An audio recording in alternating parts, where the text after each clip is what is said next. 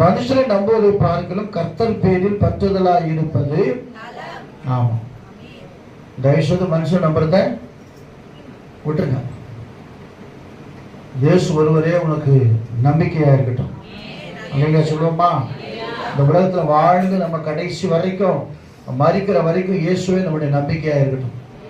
எதுக்கு? அதுக்காக யாரும் நம்ப வேணாம் நான் சொல்லலை.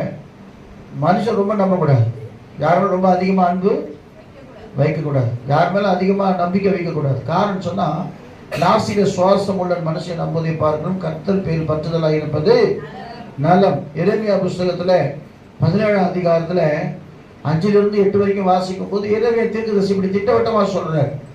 வாசிங்க, கர்த்தருக்கு ஸ்தோத்திரம். எரேமியா புஸ்தகத்தில் 17ஆம் அதிகாரத்தில் 5, மனுஷன் மேல் நம்பிக்கை வைத்து மாம்சமான தன் புயபலமாக்கி கொண்டு